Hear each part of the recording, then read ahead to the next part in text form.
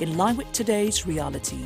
Join us every Friday, 5 p.m. on NTA Network and on radio, FRCN Network on Fridays, 8 p.m. and CISA Telecom Weekly, connecting Nigeria.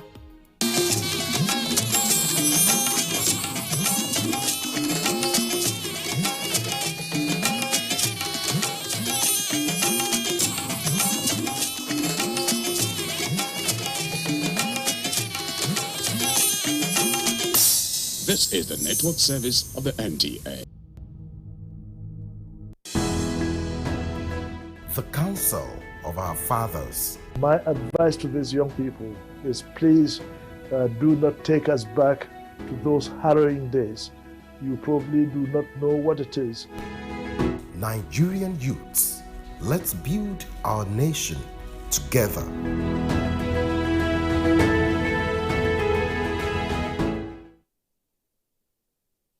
Candidates who are interested in gaining admission into NTA Television College JOS for the 2022-2023 two-year National Innovation Diploma Program are to apply for admission through the Joint Admissions and Matriculation Board JAMB. Courses available at the college include Film and Television Production, Broadcast Journalism, and Television Engineering Technology. Interested candidates must have a minimum of 5 O-level credits in relevant subjects including English and mathematics. They must also have a minimum score of 100 in the 2022 Unified Tertiary Matriculation Examination UTME. For more information, please contact NTA Television College JOS or the marketing department of any NTA station nationwide. Registrar, Announcer.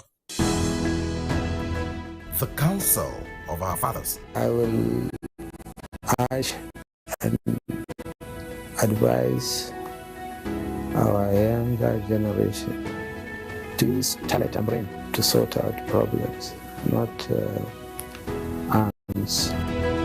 Nigerian youths, let's build our nation together.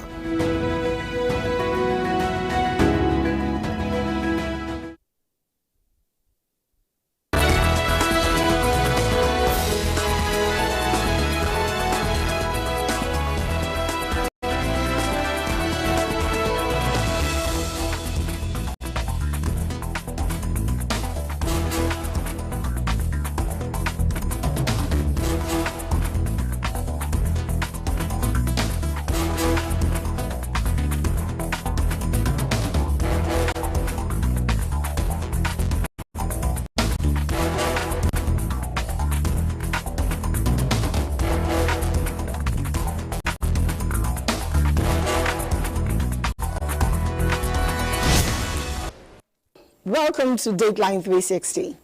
In this episode, we shall analyze the state of different sectors in the Nigerian economy.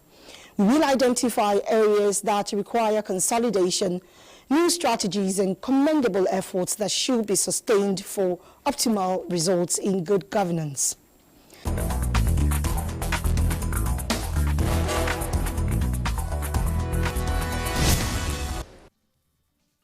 Our first sector of focus is education, which plays a pivotal role in national development. Considering the challenges faced at different levels, urgent government intervention is necessary. Abdulmalik Hassan provides insight into the sector's strengths and weaknesses. It is on record that the esteemed universities, renowned as the bastions of higher education, found themselves grappling with significant challenges. Among the pressing issues they are faced with are shortages of qualified and experienced faculty members, which has a detrimental impact on the quality of teaching and research. The university campuses, visibly the crowded classrooms, filled with eager students striving to gain knowledge. However, the scarcity of skilled academics hinders their educational journey. To tackle the problem, experts suggest the government needs to take action and find ways to attract and retain talented academics. One proposed solution is to provide competitive salaries, research grants, and opportunities for professional development. By offering better incentive, the government can create an environment that encourages experienced academics to stay and contribute to the growth of universities.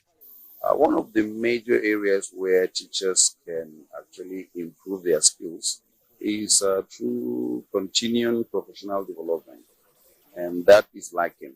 When I started teaching at the College of Education in Kafanchan in 2006, I came to become what I have. The level that I've attained today in education was as a result of attending staff development and training. And most of this development and training is actually organized by international development partners. If there is any training at all for staff development, is sponsorship for one to undertake a master's or a PhD. But that is not enough. People should have professional skills that they can attain. For instance, now in the whole of Nigeria, we have very few teachers who have training in reading, early grade reading. However, the challenges faced by Nigerian universities go beyond faculty shortages. Insufficient investment in infrastructure and research and development is hindering scientific and technological innovation. Outdated equipment and limited resources are holding back progress in these fields. We want to talk, about equipping the laboratory so that students that we are producing, will be well equipped, to perform maximally when they get to the labor market, backed by, a policy framework that we make whatever money invested in education to actually go address the expected purpose. Additionally, the incessant strike within the academic environment exacerbates the difficulties faced by students and hampering their academic journey. The issues of ASU have lingered for too long. I think it is high time we get sincere and honest on the issues of running our universities in this country. To promote indigenous research that addresses local challenges, experts emphasize the need for the government to allocate a higher percentage of its budget to research and development. Investing in modern research facilities and fostering partnerships between academia, industry, and the government could foster a culture of innovation, entrepreneurship, and technology transfer. Such initiatives would propel Nigerian universities forward and enable them to make significant contributions to societal development. Turning our attention to primary and secondary education, it becomes evident that many public schools lack basic facilities such as classrooms, libraries, and laboratories. This deficiency significantly impacts the learning environment for students and hinders their educational progress.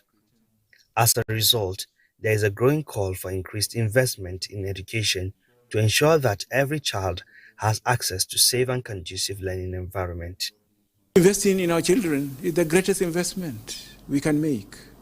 It is the kind of investment which, according to a lot of economists, have much greater returns than any other investment you can make in any other sector. I think the most important thing is to see how do we mobilize resources and use these resources effectively. There is no spending that you do on education and on basic education that can be seen as a waste.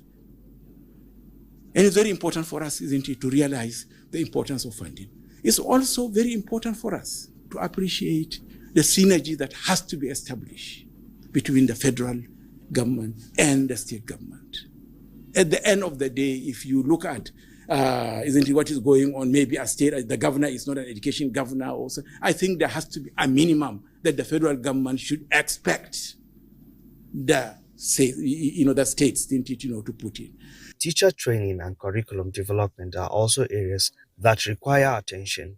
Ongoing professional development opportunities for teachers and ensuring their welfare and motivation are crucial steps towards improving the quality of instruction in primary and secondary schools. Experts also advocate for updating the curriculum to align with the demands of the 21st century workforce. There are processes to follow in curriculum development. We have already done the needs assessment, that is to find the weaknesses, strengths of the curriculum. We have gone further to even do what we are calling the stakeholders meeting, where we are now democratizing the curriculum development itself, the process where we have invited various stakeholders, including students, to tell us what they want actually when it comes to the review. So that is at the senior secondary education level. Now, of course, we have so many challenges with regards to this, and that is mainly funding. Finally, student accommodation poses a significant challenge, especially for those pursuing higher education away from home. Many universities struggle to provide adequate hostels or affordable housing options, compromising the safety and well-being of students. To alleviate these issues, experts propose collaboration between the government and private sector stakeholders to invest in student accommodation facilities. Ensuring students have access to secure and affordable housing options near educational institutions is vital for their overall well-being and academic success. Abdulmalik Hassan, reporting for Dateline 360.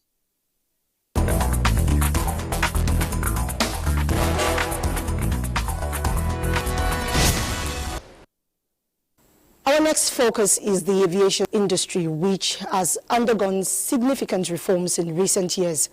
However, local and international challenges persist, as Aliu Tuku reports. The landing of Royal Air Force in the 1920s signaled the beginning of aviation industry in Nigeria. The industry evolved to see the establishment of a national carrier in 1958, West African Airways Corporation, which was renamed Nigerian Airways in 1971 until its collapse in 2003. The demand for another national carrier years later led to a collaboration with Virgin Atlantic to birth Virgin Nigeria, which later became Air Nigeria in 2004. The airlines operated regional and domestic services until it again folded up in 2012. From high debt profile to forex scarcity, the Nigerian aviation sector, which is identified as revenue generator to the tune of $600 million in the country's GDP, has had its share of challenges. If we have a challenge, it is basically cost of operations. And the cost of operation has to do with maintenance that is done outside the country, and then training that is done outside the country, then Jet A1 fuel that is also very expensive because we don't produce it in the country. And these are the major challenges. Undoubtedly, we have met with lots of brick walls and bureaucratic bottlenecks. The Nigerian aviation industry is yet to contribute significantly to the economic growth of the country. This is because there is an inadequacy of infrastructure and some other challenges that have constrained the aviation industry over the years. Aware of the socio-economic significance of the sector to the development of the country, government in 2015 embarked on reforms in this sector with high hope of revamping it for public good. It is not a hidden fact that actually the numbers of airlines have increased, and that also affects the GDP of the nation by the increment of this passenger activities due to the increment of the airline operations have increased. In the sector, yes, a lot of things actually have been improved. Even in the aviation infrastructure, we have seen the springing up of a lot of different airports in the nation. There is the one that everyone can see, improvements in terms of our physical assets. Across Nigeria, there's no airport that's not undergoing a major expansion or improvement on the airfield or the pavement or the taxiways or the land side. And then there's the improvement and replacement of key equipment across the airport, baggage handling system, disabled aircraft recovery, training machines, air conditioning system. All across the airport we have this very old and redundant equipment. Travelators, escalators, and lifts. Almost 90% have been replaced. These are equipment that have been here for almost 43 years. Now, within the last 5 or 6 years, replaced across Nigeria. Under our time, during Muhammad Buhari's time, we doubled the number of airlines and doubled the number of aircraft in Nigeria, in the country. We gave everybody level playing field. There is not a single request from any airline that I turned down since I became minister. The reforms propelled the industry on a growth trajectory, but not for long, as the COVID-19 pandemic struck, impacting most sectors of the economy negatively and affecting sustainability and profitability in the aviation industry. Soon after the COVID-19 pandemic, the industry started to pick up, and the dream of a national carrier was reconceived and battered with the arrival of Nigeria Air. The national carrier in its expected fleet is said to have the potential of generating $1 billion in 5 years with proper management. The economy of Nigeria, the centrality of civil aviation in the promotion of the economy and the value addition to the GDP, it's very important and paramount, and it's the focus of government. And I can tell you that from the roadmap that implemented, aviation became the fastest growing sector of the economy before COVID. Even with COVID, we were the third fastest growing sector of the economy. And this is Nigerian Bureau of Statistics. Nigeria Air arrived at the twilight of the last administration, and experts advised that the success of the new national carrier, and indeed the aviation industry, will require the utmost strategic commitment of the new administration. So the next administration coming in should improve on where this administration actually has stopped. Definitely we are not looking at that it will recede, but it should actually, it's just the progress. With the message of renewed hope resonating across sectors of the Nigerian economy presently, experts are optimistic that efforts of the Buhari administration in the aviation industry will find perfection in sustainable development in the Tinubu administration. For Deadline 360, Aliu Tukur.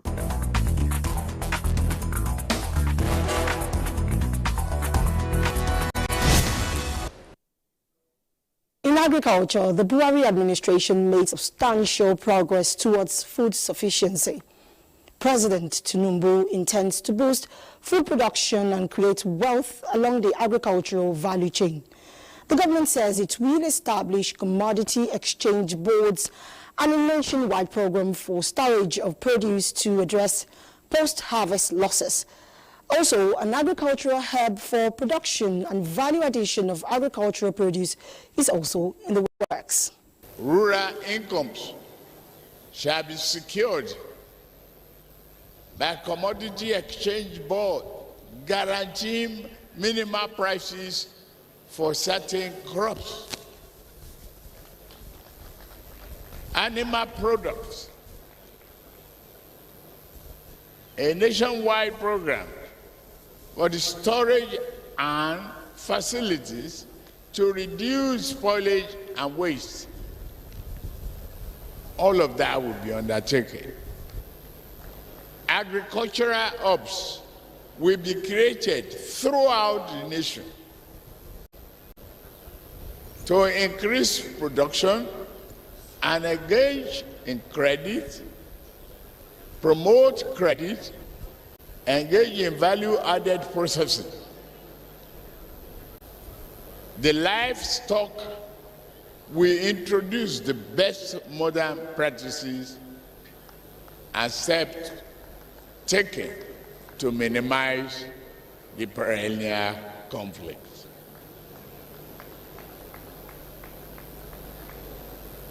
Through this,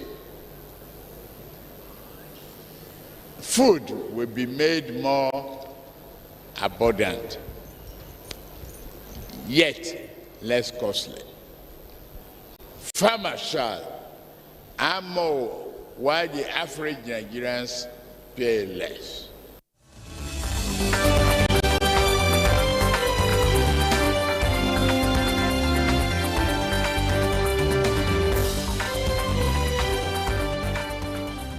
That their educational deprivation is not the end of the world. Agencies and stakeholders to proactively tackle these challenges. Women in most countries of the world constitute about 50% of registered voters. Kevin Williams, reporting for Dateline 360. In Jos, Caleb Gochin, Dateline 360. Naja'atu Dateline 360. Shidi Okrafo. For Dateline 360. In Lagos, Michael Olaleye. Reporting for Dateline 360. I am Omosola Omojola. Thanks for tuning in.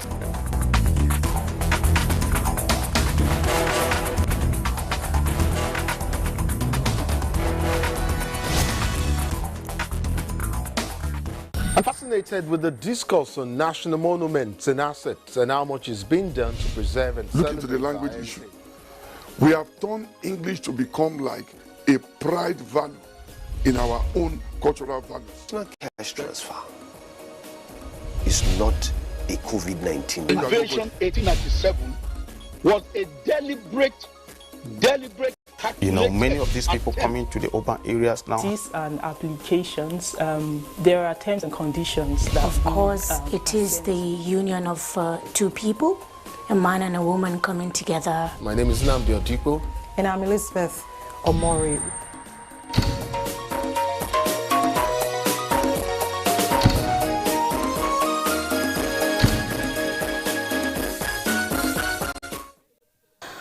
Oil and gas remains the backbone of the Nigerian economy, and every administration must take this sector seriously. Lydia Sampson takes us through the major milestones and areas that require attention and consolidation. As the new administration begins, expectations from various sectors of the economy are yearning for attention, particularly the oil and gas. For the industry players, it is critical that identified successes be consolidated and deliberately improved upon.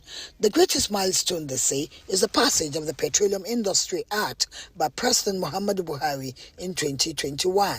The PIA is rightfully described as the needed tonic for a proactive turnaround for greater development of the oil and gas sector. Already, organizations backed by the PIA, such as the NNPC Limited, the Nigerian Midstream and Downstream Petroleum Regulatory Authority, and the Nigerian Upstream Petroleum Regulatory Commission, have already hit the ground running. Stakeholder engagements resulting in new regulations with inputs from key players across the value chains have been yielding successes. This is a bold step and a very courageous step. What this promises and what it brings on the table is to clearly create a commercial NNPC. It helps in national development, building prosperity, and more than anything, the law also requires NNPC provides energy security for our country. The PIA is very transformational, and operationalizing it is one of the things that we have been engaged in. Now that we're rolling out a strong regulatory framework, we enjoin Nigerians to support. It is significant to note that the passage of the PIA has brought an end to the era of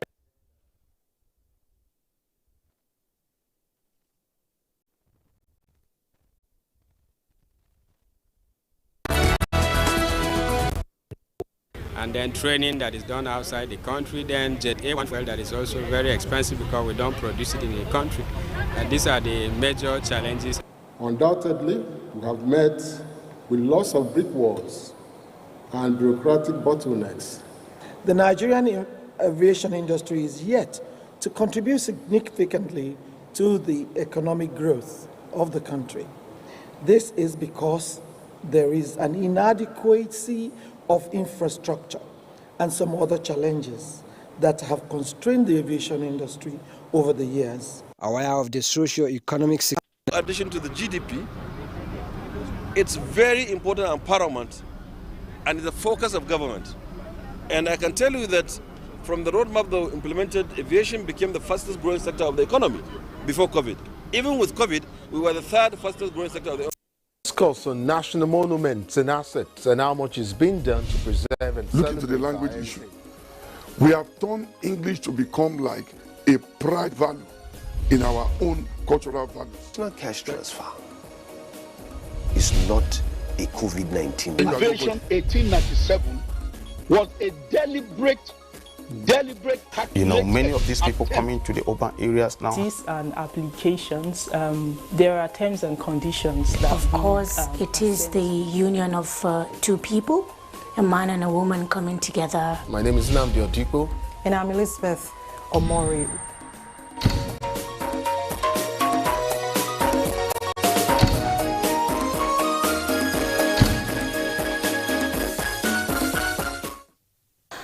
Oil and gas remains the backbone of the Nigerian economy, and every administration must take this sector seriously. Lydia Sampson takes us through the major milestones and areas that require attention and consolidation. As the new administration begins, expectations from various sectors of the economy are yearning for attention, particularly the oil and gas. For the industry players, it is critical that identified successes be consolidated and deliberately improved upon.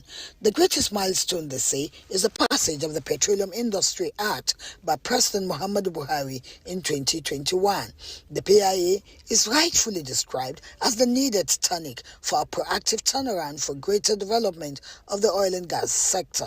Already, organizations backed by the PIA, such as the NNPC Limited, the Nigerian Midstream and Downstream Petroleum Regulatory Authority, and the Nigerian Upstream Petroleum Regulatory Commission, have already hit the ground running. Stakeholder engagements resulting in new regulations with inputs from key players across the value chains have been yielding successes. This is a bold step and a very courageous step. What this promises and what it brings on the table is to clearly create a commercial NNPC. It helps in national development, building prosperity, and more than anything, the law also requires NNPC provides energy security for our country. The PIA is very transformational, and operationalizing it is one of the things that we have been engaged in. Now that we're rolling out a strong regulatory framework, we enjoy Nigerians to support. It is significant to note that the passage of the PIA has brought an end to the era of marginal fee awards, in line with our technical and commercial regulatory mandates. Great as the narrative of the PIA is, there are concerns that implementation is slow. One of the clogs identified is the subsidy regime that must be completely jettisoned for the overall good of the country. The government will bring certain palliatives with a view to cushion the effect of the increase of the petroleum premium motor spirits. But the bottom line is that we really need to look at the subsidy and ensure that it's out, so much so that we take the real consumption that we do. If you take away subsidies from fuel subsidies and then channel that money into subsidizing renewables, which most Nigerians cannot pay for high-priced batteries and all of that stuff, that is a problem. Then you would not really get there. But it is time for us to really take a pragmatic view on fuel subsidy and say we need to cut spending, we need to cut government waste. If the government is spending so much on subsidy, then maybe it may be time now to look at all options. Now, obviously there will be impact. Okay, so what we need to do is balance, the good and the bad, and try and reduce the drastic impact this would have. But I think on the long run, I think the government, is thinking in the right direction as to the best thing to do for the future of the citizens. Key players are optimistic that with the total implementation of the PIE, the Nigerian oil and gas sector will be positioned for optimal performance across the value chains in line with global best practices. The key players are unanimous that the coming on board of Dangote refinery will bring an added impetus to the supply shocks and challenges experienced intermittently in the sector.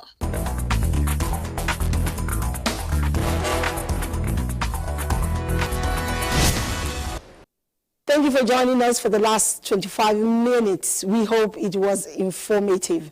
I am Omotola Mojola, and may God bless Nigeria. And bless all of us.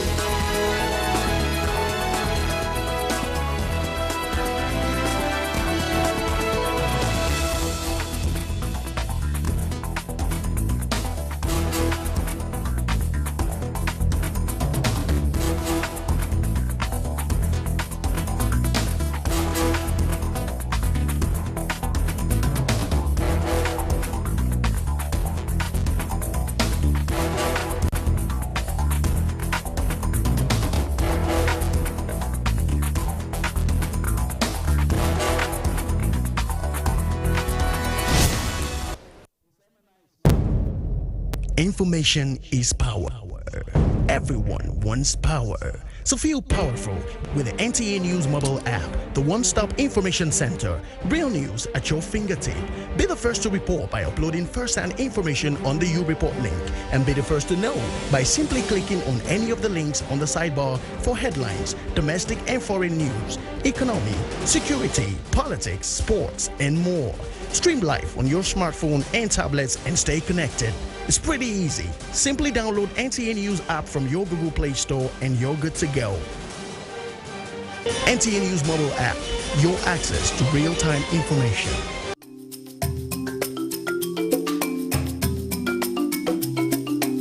Did you get to see the way Daily Babadu pulls this? Don't forget to send in your messages. There's a difference between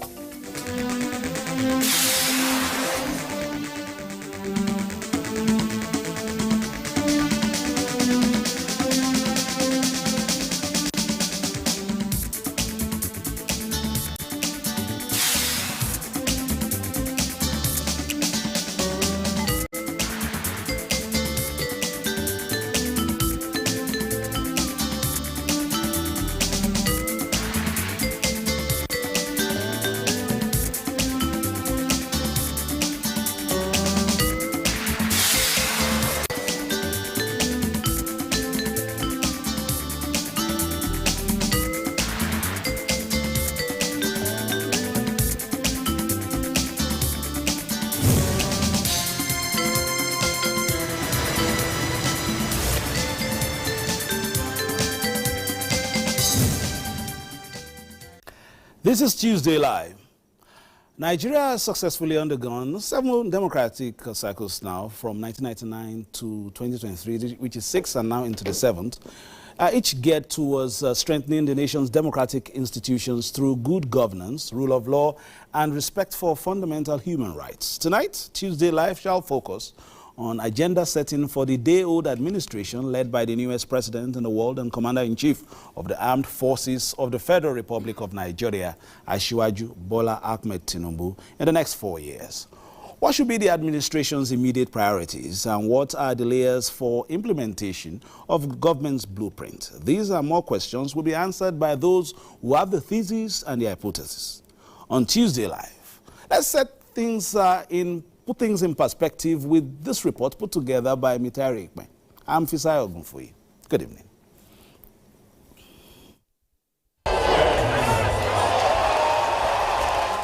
Power has changed hands in Nigeria.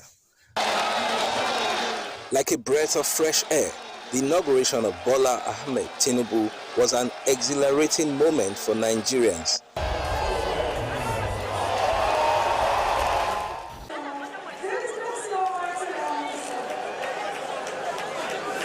Away from the ecstatic celebration, Nigerians want President Tinubu to roll up his sleeves and settle quickly to the business of governance. Look at the economic policy, see to what extent the previous administration, where they stopped. Look at how you can expand it. Look at the security architecture. Look at the plans that have been laid on ground. Look at where they have reached, where you can expand. Look at agriculture, which a lot of us believe is a mainstay. A lot of us believe that agriculture provides a platform that government can use to build its economy and then address issues of internal challenges. And talking about internal challenges, it is believed that a secured nation will attract investments and economic boom. You cannot separate them because economy supports security and security supports your economy. The quick one is to get the new service chief on board and give them a target. You have to, a timeline, and also what they need to achieve that within that timeline. The first thing they will address is the economy.